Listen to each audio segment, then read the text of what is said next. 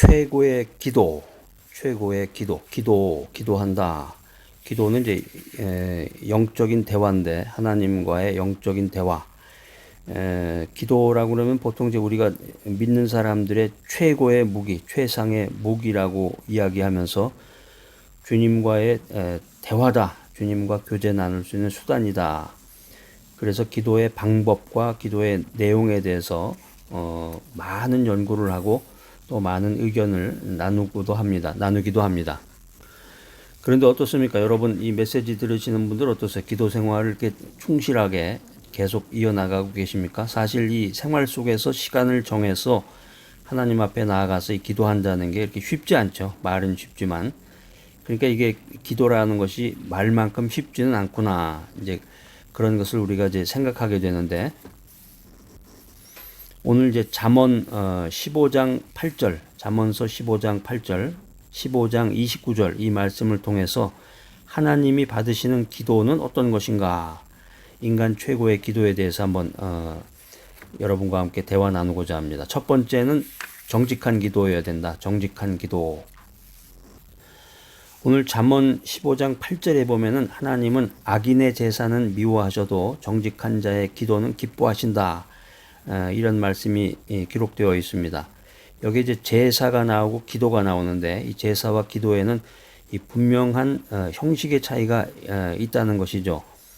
이 구약 시대의 제사라고 하면은 이제 아주 복잡하고 다양한 격식과 이 절차가 수반이 되었는데, 제사 종류도 많고 또 그 규모에도 차이가 있기 때문에 자칫하면 그것이 하나님을 영화롭게 해드리고 인간의 죄를 사함받고자 하는 의도에서 어긋날 수가 있어요. 어긋날 수가 있다. 그래서 하나의 의식으로만 전락할 수 있는 여지가 있는 게 제사다라는 것입니다. 자, 그래서 이때 당시에 이제 이스라엘의 그 제사장들이 부패하고 또 시대가 이제 타락을 했기 때문에 제사장들이 부패하고 타락한 시기에는 하나님 앞에 드리는 이 이스라엘의 헌신과 신앙 고백으로서 이 제사의 의미가 상실됐다는 거죠. 이 제사장들이 자기 욕심만 채우는 거야. 제사장들의 이 사리사욕을 채우는 수단이라든가 권력자를 옹호하는 제도로서 존속되기도 했던 그것이 바로 제사다라고 하는 것입니다.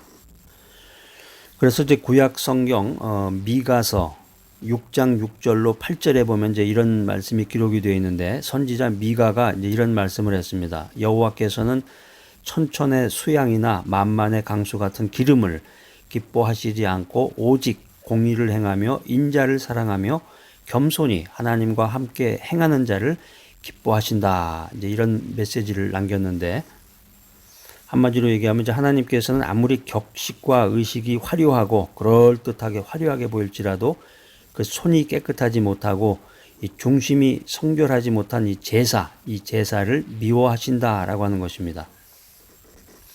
그 반면에 하나님은 아무것도 드려진 것이 없을지라도 바르고 선한 행실, 가난하고 약한 자, 소외되고 굶주린 자를 착취하지 않는 자의 이 정직한 기도를 기뻐하신다라고 하는 것입니다. 하나님께서 받으시는 이 최고의 기도, 두 번째는 그리스도의 이름으로 해야 한다.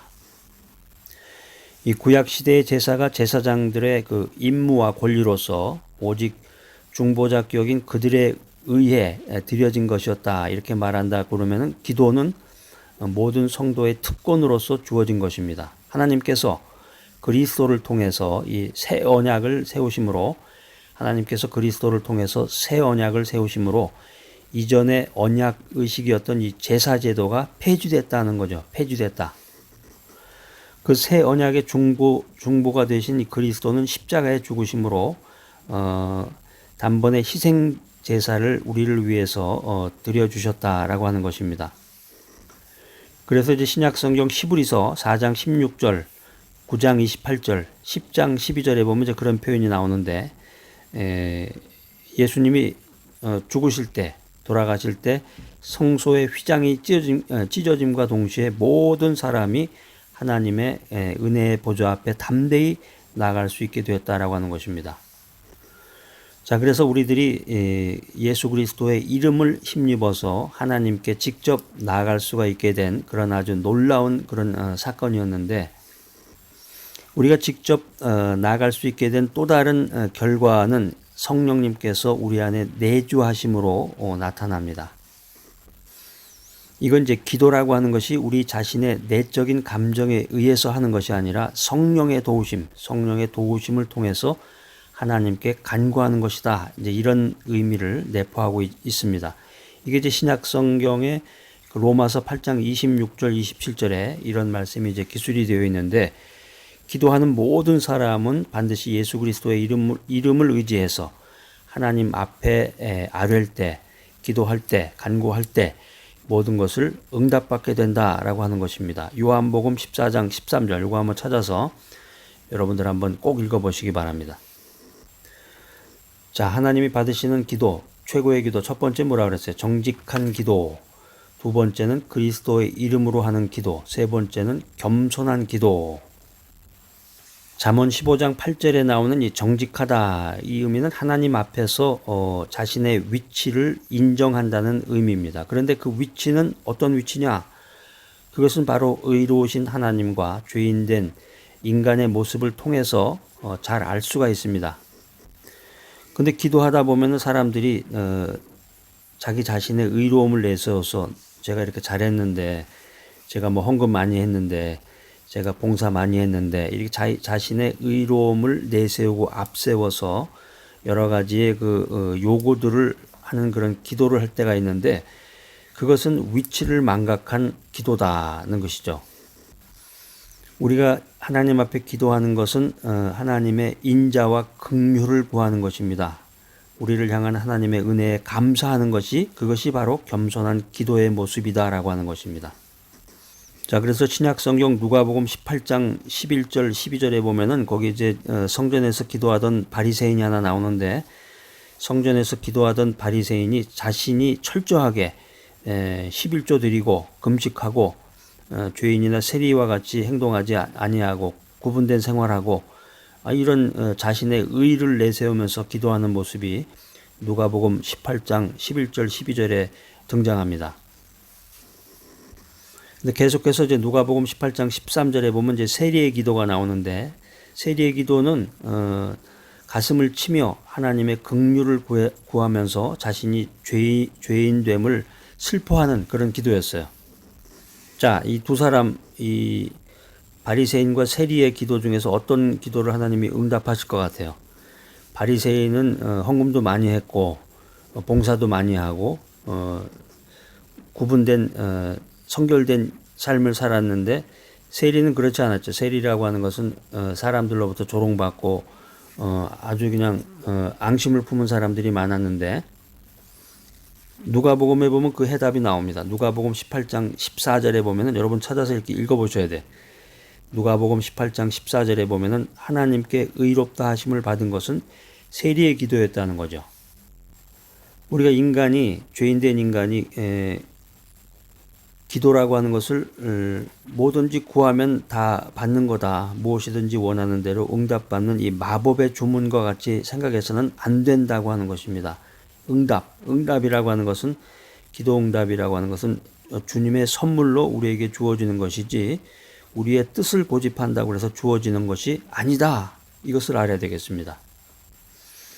그렇기 때문에 우리가 기도할 때 하나님의 뜻대로 구하는 것은 어떤 것이든지 하나님께서 주실 것임을 믿고 겸손하게 기다려야 된다. 이게 이제 신약 성경 요한일서 5장 14절 15절에 이제 이런 말씀이 기록이 되어 있는데, 여러분 꼭 찾아서 한번 밑줄을 그으시고 여러분 그 성경의 의미를 꼭 여러분이 깨달으시기 바랍니다. 그러니까 우리가 신앙생활 하다 보면은 허겁지겁 하나님을 찾으면서 깊은 인격적인 교제 없이 일방적으로 그냥 속사포같이 여러 가지 기도 제목을 그냥 나열하게 되는데, 이것은 하나님을 하나님으로 인식하지 못하는 데서 비롯된 것이다, 이렇게 말할 수가 있겠습니다. 그것은 마치 알라딘의 마술램프에서 나오는 거대한 흑인 노예에 대한 정도의 인식일 뿐이다 라는 거죠. 그렇다면 우리 하나님은 어떤 분이실까? 천지를 창조하시고, 하나님은 천지를 창조하시고 주관하시며 섭리하시는 이 만유의 주재자다. 그렇기 때문에 모든 필요를 우리가 기도로 하나님께 아뢰기 전에 하나님이 어떤 분이신가 묵상하며 우리의 소망이 하나님으로부터 이루어질 수 있다라고 하는 것을 분명히 기억해야 된다라고 하는 것이죠. 겸손한 기도의 자세란 무엇이냐? 이걸 이제 한마디로 요약 정리한다 그러면 하나님 앞에 부복하고 하나님 앞에 엎드려서 하나님의 음성을 듣고자 애쓰며 하나님의 지시를 기다리는 것이다. 그렇게 할 때 우리에게 필요한 것이 무엇인지 모든 것을 알고 계시는 주님의 인도하심을 받게 된다라고 하는 것입니다. 신약성경 마태복음 6장 32절에 이제 이런 내용들이 기록이 되어 있습니다. 오늘 이 귀한 메시지 들으시는 여러분들은 이 기도에 대해서 어떤 정의를 내리고 계십니까? 한번 말씀해 보세요. 기도라고 하는 것이 어떤 목표, 믿음 생활의 목표를 관철시키는 이 방법이나 수단으로 이해해서는 안 된다는 거죠. 하나님을 인격체로 생각을 하고 영이신 하나님께 기도하기 전에 하나님이 어떤 분이신가, 하나님의 하나님 되심을 알고 깨닫고 하나님께 진정으로 겸손한 마음으로 나가서 그리스도의 이름으로 정직한 기도를 하게 되면 하나님이 하늘문을 여시고 좋은 은사와 선물을 여러분에게 풍족하게 안겨주는 오늘이 될 것을 믿습니다.